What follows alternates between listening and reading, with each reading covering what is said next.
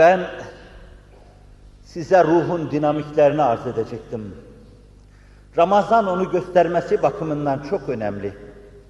Beraat-ı İstihlal nevinden size arz etmeye çalıştığım Kadir Gecesi'ni yakalama mevzuunda göstereceğiniz hususlar da ruhun dinamikleri mevzuunda çok önemlidir. Siz büyük vazifeleri eda etmeye hazırlanan cemaat olarak ruh insan olma mecburiyetindesiniz. İrade insan olma mecburiyetindesiniz. Dünyanın dört bir yanında kundakçıların meydana getirdikleri yangınları siz söndüreceksiniz. Çiğnenen ırzı, çiğneyenlerin elinden siz kurtaracaksınız. Paymal olan namusun imdadına siz yetişeceksiniz. Mazlumun iniltisini siz keseceksiniz. Zalimin hayhuyuna siz son vereceksiniz. Yeryüzü vahşetzare dönmüştür. Akif'in dediği gibi sırtlanları geçmişti beşer yırtıcılıkta. Dişsiz mi bir insan onu kardeşleri yerdi. Fevza bütün afakı sarmıştı zeminin. Anarşi bütün afakı sarmıştı zeminin. Salgındı bugün şarkı yıkan tefrika derdi. İnsanlık birbirini yiyor. Planlar birbirini yemek için hazırlanıyor. Ve hedef insani duygular, insani düşünceler. Buna karşı ruh insanı olarak, irade insanı olarak, ruhun dinamikleriyle bu fitnenin, fesadın üzerine yürüyecek, bu yangını bir kere daha göğüsleyecek, söndüreceksiniz. Tarihin arslan yürekli Rişar dediği, tilki kadar dahi yüreği olmayan, bir sürü çapulcuyla İslam'ın üzerine üşüşmüş, bir şeyler yapmış, arslanlıkla alakası yok. Ama onun fazilet maat diyebileceğim bir yanı vardı. Selahaddin'i tanıma, İslam büyüklerini tanıma, Nureddin'i tanıma, Kılıç Arslan'ı tanıma sayesinde geriye döndüğünde şöyle dedi: bir kere daha Müslümanlarla savaş mı? Kat'a ve asla diyordu. Çünkü Selahaddin bana fazilet öğretti. Selahaddin bana insanlık öğretti. Bir kere daha insanlık rahleniz önünde diz çökmüş, ona vereceğiniz dersi bekliyor. Bu dersi vermede geç kalmayın. Geç kalmayın. Erken davranın. Aheste rehlik etmeyin. Benim gibi kalbi zayıfların gayri tahammülü kalmadı. Erken kalk. Erken doğru. Kadrimi değerlendirirsin. Ramazanımı değerlendirirsin. Allah'ın sana hususi lütuflarını mı değerlendirirsin? Bayramımı değerlendirirsin. Hocaların sözünü mü değerlendirirsin? Ve Allah'ın şu mübarek ülkede hizmet için sana bahşettiği çalışma atmosferini mi değerlendirirsin? Neyi değerlendirirsen değerlendir. Karşı tarafın alçak ve alçakça basıncı, senin yüksek ve seviyeli basıncın, bu karşı karşıya gelmekle rahmete vesile olacak yağmur yağacaktır. Rahmet baranı yağacaktır. İşte sen bunun için şahlan. O yüksek basıncı meydana getir. Alçakça basınçları bağrında boğ. Bütün sesleri boğ bağrında. Faziletinle boğ. İnsanlığınla boğ. Utandır onları. Utansın ve geriye dönsünler. Ruhun dinamikleri dedim. Siz bu işi onlarla aşacaksınız. Ruh gücünü elde etmeden bunlar aşılmaz. Benim bir ümidim var. Rabbimin bu millete merhamet etmesi mevzuunda yitirmediğim bir ümidim var. Hiçbir işe yaramayan bir ömrüm var, onu yitirdim. Gençliğimi kaybettim, hiçbir şey kazanamadım. Bir Müslümanlığım vardı, bir kar elde edemedim. Beyhude yaşadım. Akif'in ifadesiyle iki mısraya sıkıştırılmış koskocaman bir ömrü heder. Baktım inledim. Bakılacak yanım yoktur. Ama ben bakıyorum. Acaba bir gün Allah bakılacak bir yan ihsan eder mi diye bakıyorum. Bir hal zuhur eder mi diye bakıyorum. Başkaları 70 yaşında da ümitlerini kesmemişler. Cüneyt, ben 2 sene yaşadım diyor 70 yaşından sonra. Sultanım, yaşamadığı dönem hangi dönemdi, nasıl bir döneme yaşamadım diyordu. Yaşadım dediği hangi dönemdi bilemiyorum ama gerçekten yaşamayan birisi varsa 50 senesini suya atmış, sonra da ters istikamette yürümeye başlamış birisi varsa o da işte benim. Ama bir şeyim var, bir ümidim var. O rahmet-i engine karşı, sonra şefaatkâni Hz. Ahmed-i Mahmud-u Muhammed Mustafa'ya karşı ümidimi yitirmedim. Ve son zamanlarda içimde bir ümit halinde türlenen bir ikinci ümit saiki var. O da sizlersiniz. Sizin gibi yeryüzünde simaları hakikat gamzeden Drakşan çehreli Hz. Muhammed cemaati, gençler topluluğu sizlersiniz. Hep derin bir ümit besledim. Bu rüyayı sizin gerçekleştireceğiniz ümidini besledim. Bu hülyayı sizin gerçekleştireceğiniz ümidini besledim. Bana düşmezdi bu iş. İçinizde yaşıyordum. Ama başka gamım, başka tasam, başka endişem olmadığından dolayı hep oturdum, sizin kaderinizle alakalı şeyleri düşündüm. Fakat bunu devlere has, o geniş buğutlarıyla Mevlana İkbal düşünmüştü. Mehmet Akif düşünmüştü. Şairi şehrimiz, ızdırap şairi, çile şairi düşünmüş. ızdırapla inlemiş, gitmişlerdi. Bu asrın çileli insanı, ızdıraplı insanı. Başımdaki saçlarım adedince başlarım olsa, her gün biri alınsa, hakikati Kur'aniye'ye feda olan bu baş, zındıkaya teslimi silah etmeyecektir diyen büyük baş. Milletimin imanını selamette görürsem, cehennemin alevleri içinde yanmaya razıyım diyen büyük baş. Ne yapayım? Acele ettim, kışta geldim. Sizler cennet alsa bir baharda geleceksiniz diyen büyük baş. Sizi bekleyen onlardı. Göz diken, gözünden de esirgeyen, bakarsan bir şey olur diye sizi endişeyle bakan onlardı. Barın benimkini de bir taklit sayın. Kıtmire yakışan da odur zaten. O kapıda ben hep taklit ettim. Taklitle yaşadım. Varsın olsun.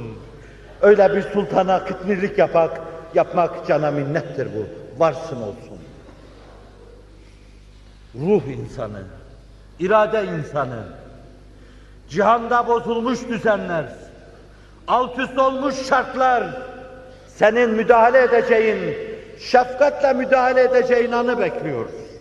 Bir muhalif rüzgar esmezse, her şeyi harman gibi savurmazsa, gelecek bütün ihtişamıyla inşallah senin olacaktır. Rabbin inayetiyle dedikten sonra senin olacaktır.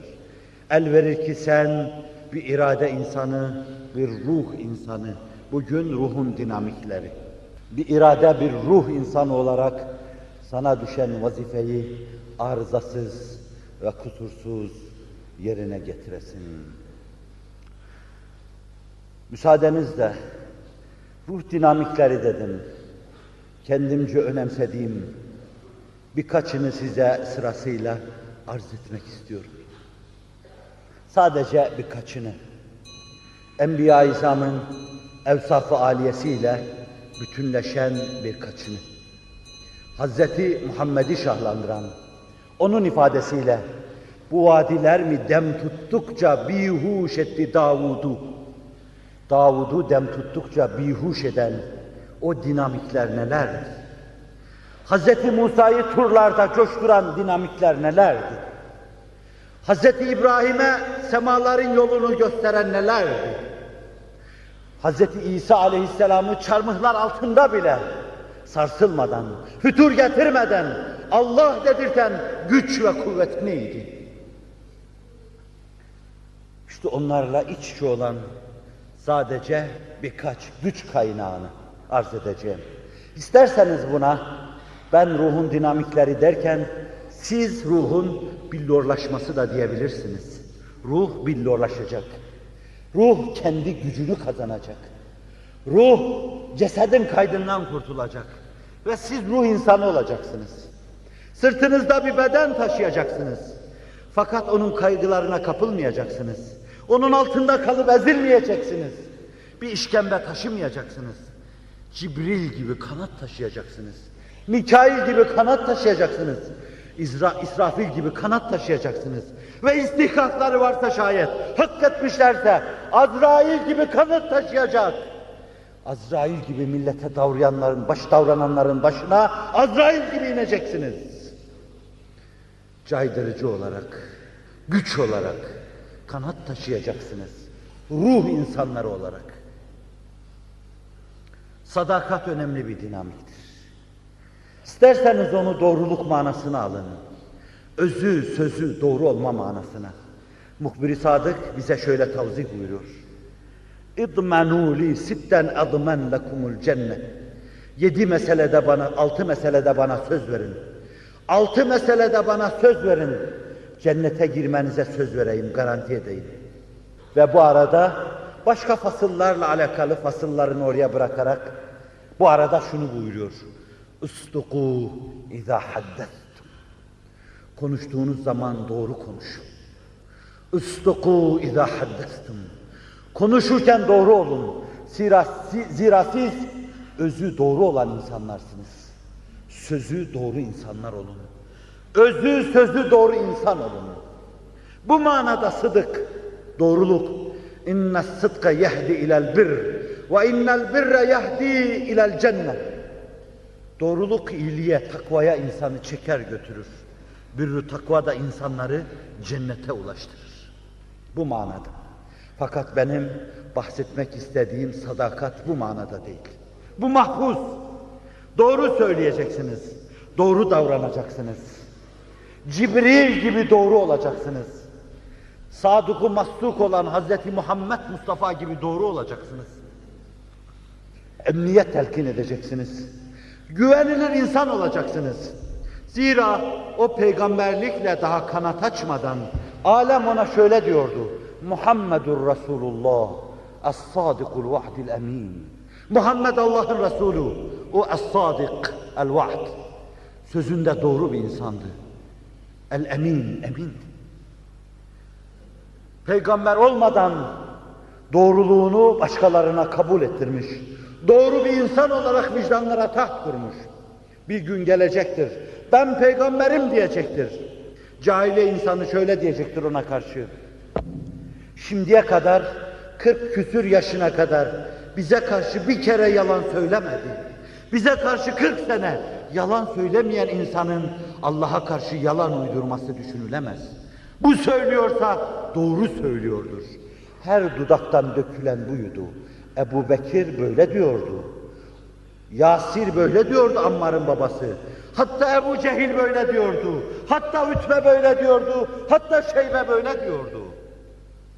İnsanlara yalan söylemeyen, 40 sene yalan söylemediği halde sonra kalkıp Allah'a karşı yalan söylemesini izah etmek mümkün değildir. Ama benim arz etmek istediğim bu manada değil sadakat. Sadakat bir manada birine karşı sadık olma, vefalı olma, yürekten bağlı olma. Hz. Muhammed Mustafa'nın Allah'a sadakati gibi, Cibril'in Allah'a sadakati gibi, Ebu Bekir'in Resulullah'a sadakati gibi, Ayşe-i Sıddika'nın Resulullah'a sadakati gibi, ümmeti Muhammed Aleyhisselatü Vesselam'ın Hz. Muhammed'e sadakati gibi. Ve ne kadar arzu ederdim ama yine de diyeceğim, sizin Resulullah'a sadakatiniz gibi öyle olsun. Sizin Resulullah'a sadakatiniz gibi. Cihanın refah saadet kapıları açılsa, bu kapıların hepsinden size buyurun çekilse ve baksanız ki o kapılardan hiçbirinin ardında Resulullah yok. Ayağınızı dileyeceksiniz, direteceksiniz. Resulullah'ın olmadığı refah kapısından girmiyoruz diyeceksiniz. Sadaka, mihnetü meşakkat dolu gibi yağar başına. Ana ölür, baba ölür, sarsılmaz. Himaye eden amca ölür, kolu kanadı kırılır, başına üşüşürler. Ayrılığın ne çabuk acısını hissettirdi amcacığım der.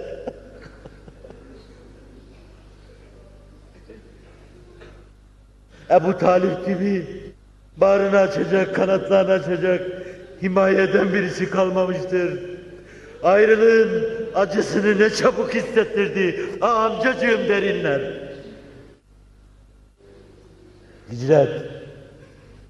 Hicret etmeden evvel her hususta destek olan mübarek ve muhterem zevcesi Hadice-i Kübra. Fakat o sonuna kadar sadıktır. Ebu Talib ölür. Hadice-i Kübra vefat eder, irtihal-i dar beka buyurur. Taif'e gider, yüz arar, çehre arar. Drakşan, hakikate aşina bir çehre arar ki ruhunun ilhamlarını ona ifade etsin. Kâbeli'den daha ekşidir. Taiflinin çehresi Mekkeli insanın çehresinden daha ekşidir. Sineler daha fazla gayz doludur. Gönüller daha fazla kin ve nefretle dolup taşmaktadır. Onun için gül atacakları başa taş yağdırırlar. Kapanıp öpecekleri ayakları taşlarla yarar, kan akıttırırlar. Öyle kan akar ki gök titrer, arş-ı azam titrer, melekler titrer, dağ taş titrer. Melek yetişir, bu dağları başlarına koyayım istersen. Fakat o bir kenara çekilir. Bir kenara çekilir. Bir derenin kenarında. Allahümme inni eşku ileyke ضعف kuvveti ve havani ale'n-nas. Ente rabbul müsted'afin ve ente rabbi ila men tekiluni. Allah'ım inni eşku ileyke ضعف kuvveti. Zaafa uğradığımı, kuvvetimi kaybedişimi sana şikayet ediyorum. Ben böyle olmamalıydım. Ayağımı yardırmamalıydım. Mahzun olmamalıydım. Başıma taş attılar diye kırılmamalıydım. Durmalıydım, dayanmalıydım, direnmeliydim. Kapının tokmağına dokunmalıydım. وَهَوَانَ عَلَى النَّاسِ İnsanlar hor ve hakir görüyorlar. Beni hafife alıyorlar. Taş yağmuruna tutuyorlar. Başıma toprak saçıyorlar. Gül atacakları başa tükürük atıyorlar. Bu halimi sana şikayet ediyorum.